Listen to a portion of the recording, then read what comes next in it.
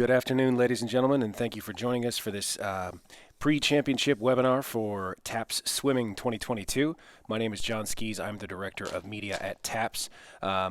We're going to get started in just a couple of minutes, but first I've got some housekeeping items to cover with you. First and foremost, this webinar is being recorded. That recording will be made available this evening or tomorrow morning.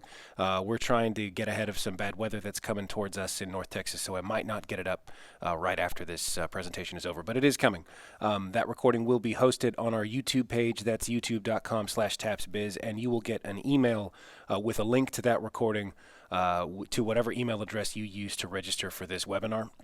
But if you can't find it, just send us an email, info@taps.biz, and we'll send it your way. Second, if you've got questions as we go through this presentation, we will try to answer them as we go. You'll see that questions feature, that little drop-down box in the GoToWebinar interface on your screen. You can type the questions in there, and I will pass those off to our presenters, and they will be able to answer them as we go. But if we don't get to yours right away, don't worry. There is a Q&A session at the end. But if we still don't get to your question, or if it's just too in the weeds, too detail-oriented to answer appropriately in this venue, and we don't get to it, or if we run out of time, please don't hesitate. Send us an email, info@taps.biz, as soon as the webinar is over, and we will get you an answer to your question. Okay. I am joined today by Brian Bunselmeyer, TAPS Executive Director, Robert Huckabee, TAPS Associate Director and Director of Compliance. Steve Prudhomme, TAPS Associate Director, is joining us remotely. Cherise Skinner is TAPS Director of Swim, is joining us remotely, and Will Dixon from the TAPS office staff is in here helping us out behind the keyboard. And with that, I'm going to hand it over to Brian. Thank you, John. Thank you all for joining us here today. It's been a couple of years since we got the opportunity to have the regionals and move on back to state. So we wanted to have a little webinar to let you know what's going to happen at state, kind of give you some preparation. We know it's a little late in the week. We had a couple of entry situations as we were putting the state meet files together. They should be going up if they're not up already for your site sheets, your drops, and your et cetera. So TAPS Swim 2022, we're moving back. We're going to be back at NEISD, Northeast ISD. David Johnson, Bill Spurgeon staff are inviting us back there for our championship meets. Division 3 is Monday the 7th, Division 2 Tuesday the 8th, and Division 1 Wednesday the 9th. So 3, 2, 1, we will be ready to rock and roll. We've had a few questions come our way as far as can we practice at the facility. That answer is no. The facility is closed on Sunday, so no practice then. And each of the days, as soon as we get out, they will be having their teams come in as they're still preparing for their regional and state meets. So no practice at the Josh Davis or Bill Walker pools is what we've been asked to convey from any ISD. Your entries were automatically forwarded from the regional meets. As a reminder, the top 3 were automatic qualifiers. The next 7 best fill out the 16 lanes if we can get to 16. Again, you qualify a regional, not those from regional, you qualify a relay. So it's not who swam it, it's the fact that you qualified it. So once your relay comes in, you can make changes. You can change all 4 swimmers as long as you stay within their limits. Relay swimmers and alternates must be submitted through the website. That form is there. We'll bounce over there in a minute and show you where that is. And then after the last meet, which is already done, our state qualifiers will be posted again. That should be up today before we leave out of here if the weather so allows us. So scratch from the meter event. The deadline, February 3rd, that's going to be tomorrow. The form is posted on the TAPS website, so you can do that, one form for each swimmer. At the meets, it is a championship meet, so make sure that there are no declared false starts once you get done there. You should be, if you're going to, before that, if you know they're not coming, please let us know so that we can do a call-up. A declared false start could occur at the meet, but it should be for reasons of injury or illness at the meet. So fair effort rule is in effect. Declared false start is for injury or illness, and then may swim other events as long as the meet referee agrees. Cherise, do you have anything to add on that part about the scratches? No, I don't. The question came up from San Antonio about COVID.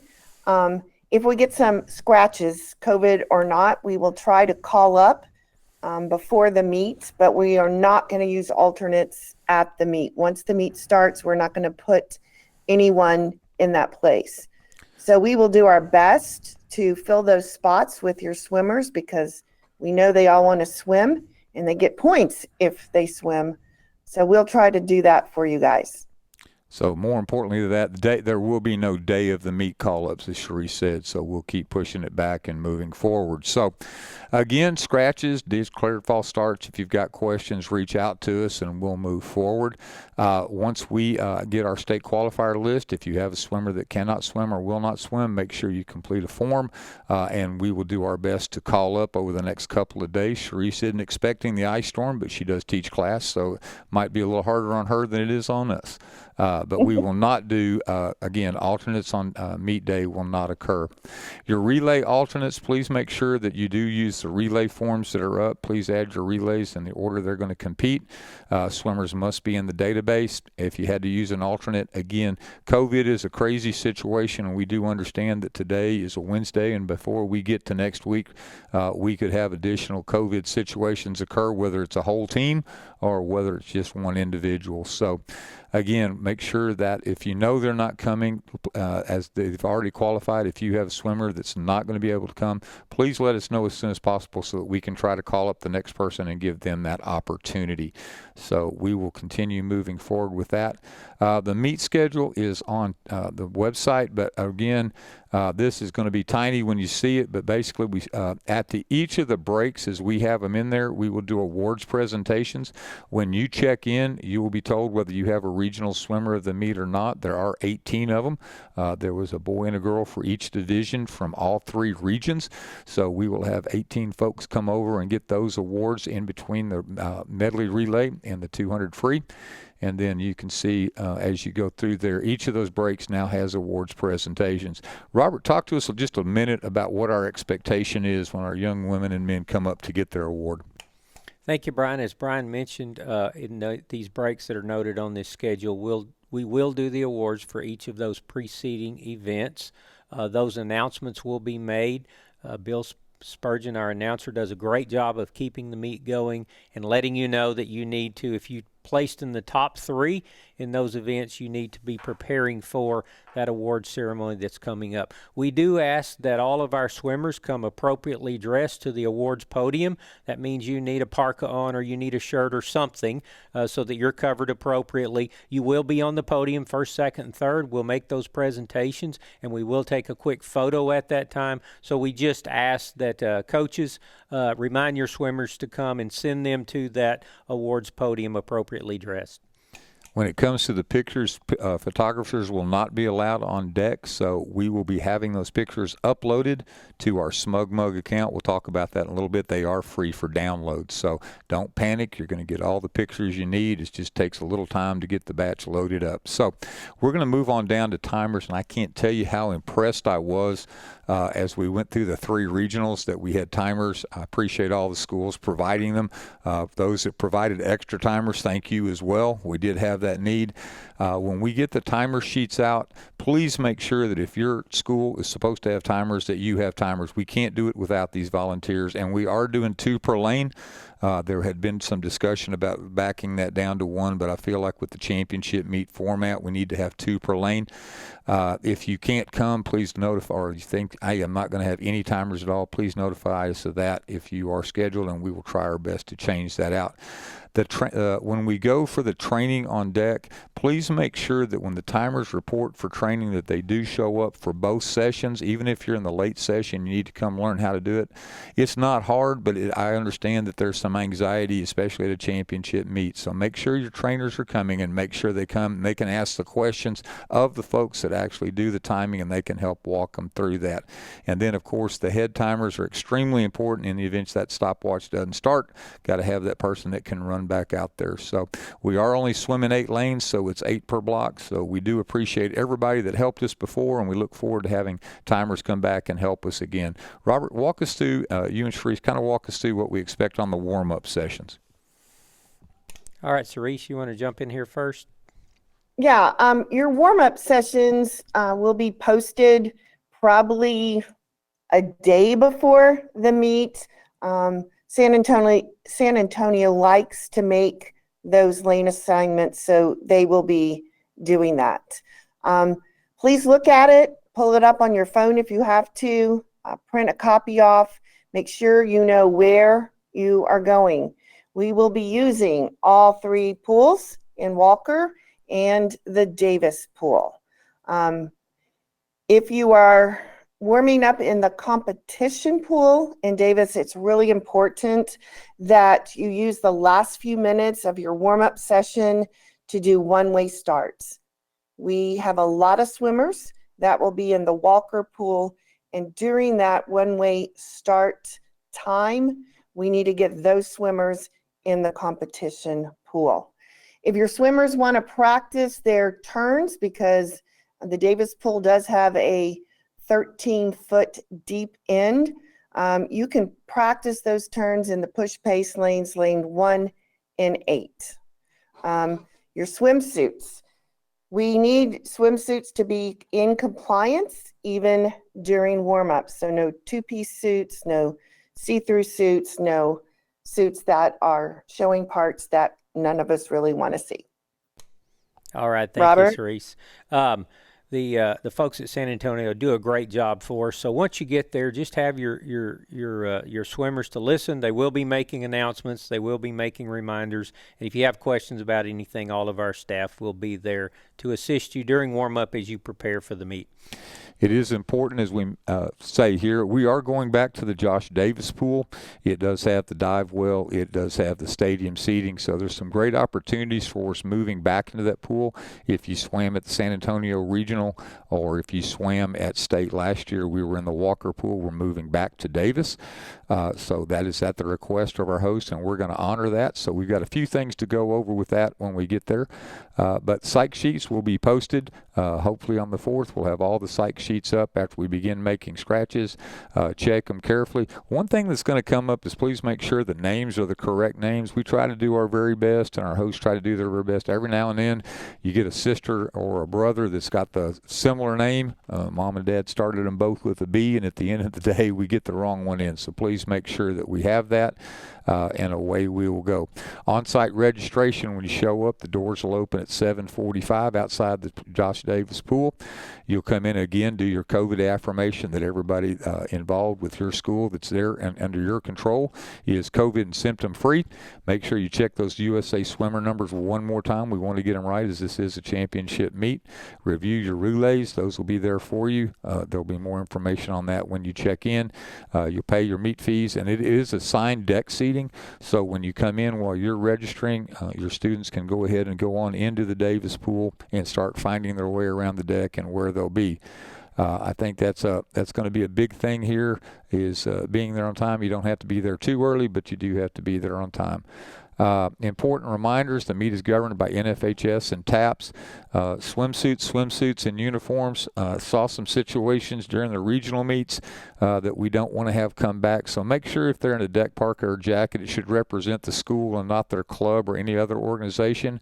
Again, swim caps can be blank or they can be school-based. So please make sure that they're not wearing a swim cap that is illegal. And swimsuits must be legal. No nitro suits. And again, cover what needs to be covered. If the official sees it, it's kind of a no questions asked at that point. If the official sees it, you're done for that event. So again, make sure your swimsuits, your swim caps, your parkas, make sure everything is legal as we go forward. Robert, walk them through a little bit about what you expect on drop-off and parking there at the Davis Natatorium, as we went through it during the regional meet as well. All right, Brian, if you have or have not been to Davis Natatorium, you'll see it as you pull up in the front, the main entryway.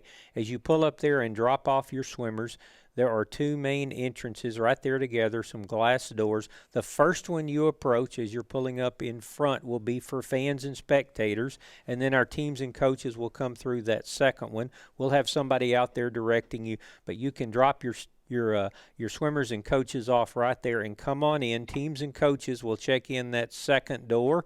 You'll check in there, go through registration. Your swimmers will come through in preparation for moving on to the deck area. For those who are driving, or if you have someone driving you there, please give them these instructions. After you drop off your teams, vans and buses, we'll all circle around and go back behind the natatorium. There's a big parking lot back there right next to the natatorium on the backside near the soccer fields. We need you to park there. As you pull up next to the stadium, you might see some buses, some school buses parked there along the driveway. Those are Northeast ISD buses. They park there temporarily. Please don't think that's an appropriate place for you to park. Those buses will come and go throughout the day, so they will not be staying there. If you stay there, it'll kind of block the passageway through there. So please, all vans and buses, after you drop off your teams, park in the back, and then you can pull back up in the front when the meet's over and pick them up. So as a reminder, when you're getting there, they're coming out of practice, and they don't normally get out of practice till 8:15 or 8:30. So it's going to be very important at that time that they have free access to their vehicles as well. So you can drop off and then pick up and around. That's okay. That's the same if you're driving a van or a bus, or if you've got the team mom driving the Suburban. We would appreciate all team personnel parking behind the Davis Natatorium. So we are going back to the Davis pool. It does have stadium seating for fans, so you can see the whole race. Nobody's kind of edged out, but there is limited deck space. So on the limited deck space, we need you to self-limit to those that are attending. If they're actually swimming, going to get in the water and going to compete, obviously the deck is where they need to be.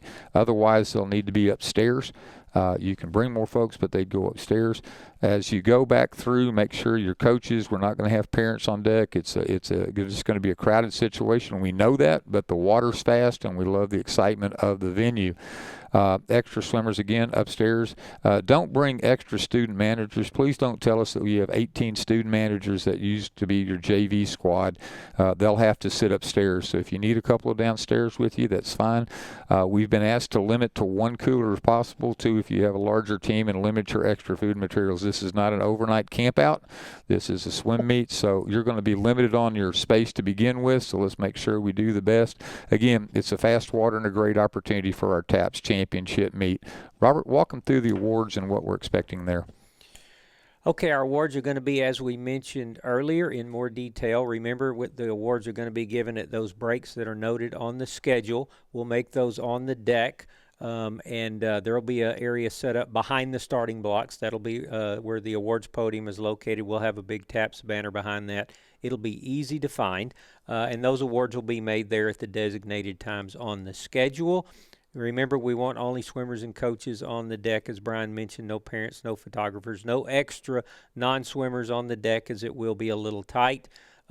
Please look at that schedule and that time frame, and as I mentioned, Bill does a great job of making announcements and giving you a heads up of what's coming up in the next break, and he'll call those particular awards over. So as long as your swimmers are listening and paying attention, they'll be fine. Team awards will be given, and those will be awarded at the conclusion of the meet. We'll have an office and a headquarters set up there. We'll have a designated area where coaches, you can come by on deck and pick those up. Final reminder, remember those swimmers, individual and relays that come to the awards to receive their medals on the podium. Please make sure that they're wearing a parka or shirt of some sort and that they are dressed appropriately. As we jump down to the Bruce Rollins Award, Bruce Rollins was our swim director for many years. He's still with us. He's doing well down there in the Houston area. But due to his efforts to elevate TAPS swimming to the level that Sharice has taken it and moved it forward, we do award a boy and a girl from each division as a Bruce Rollins Award winner. They are the high point boy and girl of the meet based on their individual races, and their times are compared into the NISCA point tables from the individual swims, and at the end of the meet, we will award a Bruce Rollins boy and girl swimmer for each meet. So we look forward to that. It's always an opportunity to award excellence. I think it's also important to remember that as we move forward, that first break after the medley relay, we'll be doing the regional swimmers of the meet, which were defined the same way, the top point getters, boys and girls, in their individual events. Your meet files are going to be on the TAPS swim page, www.taps.biz. Click on athletics, click on swim. We'll have your results there. We'll have your team results there in your Bruce Rollins Awards by PDF. You'll also have your high-tech files at the conclusion of the meet. And then, Robert, talk to us a little bit about postseason awards, specifically Academic All-State. Yeah, coaches, don't forget that your swimmers that finish as noted here, first, second, or honorable mention, first, second, or third at state. So those first, second, and third place winners are eligible for Academic All-State. That includes the academic requirements. They have to be a junior or senior, and they have to have a GPA of 90 or above, and that information is available and on our website as well. If you have questions, reach out to our office. We like to get all those in and completed within about a week or so after our championships in each event. But that is a great award for your swimmers who qualify. Please make sure you send those in so they can be recognized as such. So the first person that finishes and relay finishes is considered All-State. The second team is second team All-State, and your third place is honorable mention All-State. And then again, we do recognize academic All-State. That'll be done through Rank 1 this year, so you'll be getting more information on that to come in the next week or so. I've also been asked to remind folks that NISCA has the academic All-American team, so we definitely want to encourage you to apply for students that are eligible for that honor. So that will be coming in an email. If it hasn't already come out to you today, it'll come out to you before the meets. So academic All-Americans, All-State awards, and team awards. We're looking forward to that. As I look at the questions, we're back to that point. The best thing that I can say right now is we're going to start with the last question we got. How many swimmers get awards? The top 3 in each event will receive awards, so gold, silver, and bronze, and relays, all of them will come up and get those as well. Sharice, I know the answer, but if you'll confirm, can a swimmer with no individual events do 3 relays? My initial answer is yes. Are you in agreement with that? Let me think. I believe so. If they didn't Yes. again, you can't drop. It depends on what you qualified for coming from the regionals. But if you didn't qualify in anything individually, I think you can do the 3 relays. On the relay, the alternate first leg, can they only swim the first leg? So when they're putting their alternates in for the relays, what order or how important is that, Sharice, on the relay form? So on the relay form, you can add 8 names. When I was coaching, I put my 4 top names and then added my other possible alternates. You don't have to stick with that at the meet. When you get to the meet, just like in the regional meet, you will have an opportunity to change the order of your relays. But like Brian said, you need to make sure that your swimmers don't go over that limit. 2 individual, 2 relays, 1 individual, 3 relays. If that happens, an exception report will show it, and it would be, that event will be disqualified. Yeah, it's not fun when you have the last relay or 2 disqualified because of the exceptions report. If someone did not, as long as your swimmer is in the database, they can be considered an alternate. Is that, I believe that is true, is it not, Sharice? That is true, and that's one of the reasons we have all the coaches fill out that relay form. If you have swimmers that did not qualify in an individual event, but you want to use them as a possible alternate in a relay because we never know what will happen, please add them to that relay list. Like I said, you have spaces for So you have your names per correct. relay. So they don't have to go in order, but especially make sure you pay attention, especially on the medley relay, that you get the right stroke going at the right time. So again, 3 relays and 1 individual event is the most, or you can do 2 and 2, however you decide to do that. Timer sheets will not be ready today because we have to get the final counts. So we will make that work. Again, if someone was sick at the regionals and didn't swim, as long as they're in the meet database, then they would be eligible as an alternate. So just make sure you get with us on that. And we look forward to what's going forward. If you have somebody, again, if you're checking the sheets and there's somebody's name misspelled, email us at info@taps.biz, and we will get that taken care of.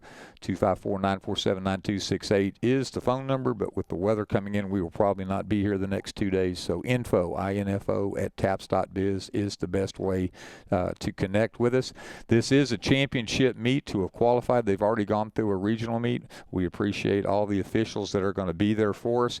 We look forward to what they can bring to it'll be an observed meet. Robert, do you have anything else to add? No, if you have any other questions we didn't get to, or you think of anything else, just email us, info@taps.biz. If you have any questions about any of the information, we'll be glad to get an answer back to you. I think that brings us pretty much to the end. Sharice, anything we forgot that you wanted to add to it? Absolutely. look carefully at the qualifier list. We've had some mistakes in Division III so far. If you are a coach, some things may move around, so make sure when we finally post the psych sheet that you look at it again. So we're working on that right now. The other thing is, 1 or 2 of the Walker pools will be available for your swimmers during the meet for warm up and cool down. On the scoreboards, they will show you exactly what heat and event we're on, so your swimmer won't be late. It's not a far walk from one pool to the other. So as far as when you get there, we will be using the dressing rooms and dressing areas in the Davis pool, and then they'll walk through the hallway there to get to the Walker pool to warm up and cool down and move forward. So we look forward to the opportunities that this meet provides. We look forward to 3 days of great swims. We always love to see what our young men and young women can do, give you the opportunity to coach. We'll bring the food, you bring the kids, and somewhere in the end of the deal, we'll pass out a few awards. We appreciate you joining us on the webinar. Again, if you have questions or concerns, please let us know. We appreciate everything you do as coaches to have gotten your teams this far, and we look forward to 3 great days of swimming next Monday, Tuesday, and Wednesday. John, take us on out of here. Thank you, Brian. Thank you, Robert. Thank you, Sharice and Steve. Thank you, folks, for joining us. A couple of things I want to plug before we leave. First and foremost of those, if you've got parents or a coach account or anything like that, if you're looking for updates and info and graphics and pictures for what's going on at swimming, follow our Tap Swimming account on Twitter. That's at Tap Swim. We'll be putting up announcements and awards and links to the broadcast and all that kind of stuff that's going to be up there. We've got, speaking of Bruce Wallens, of the Bruce Rollins Award, we've got an interview with Bruce Wallens on our podcast, Taps Talk, and he kind of talks about building the tap swimming competition over the years and how he came to run that. That's a good discussion, a backstory of tap swimming. If your parents or your students or even you want to listen to that, you can find that podcast anywhere that you get podcasts. Just search for Taps Talk, or you can look it up on the website taps.biz/talk. This recording will be made available this evening or tomorrow morning. Again, we're trying to get ahead of this weather that's bearing down on us right now here in North Texas. And I think with that, I got to hand it back to Brian real quick. We got one last thing to add. For those folks that can't attend, it will be broadcast on TAPS TV, so you can go to the TAPS website. And coaches, if we didn't get the email out today, you should have received one. It'll go out first thing in the morning or Friday, which is fan information. Please push that information out to your fans. All the meet unofficial results will be live on Meet Mobile, so they can follow along by Meet Mobile. They can follow along on TAPS TV, or hopefully they're in the stands following along as we go. Thank you again, John. Okay, thank you, Brian. Thank you, folks, and we will see you next week.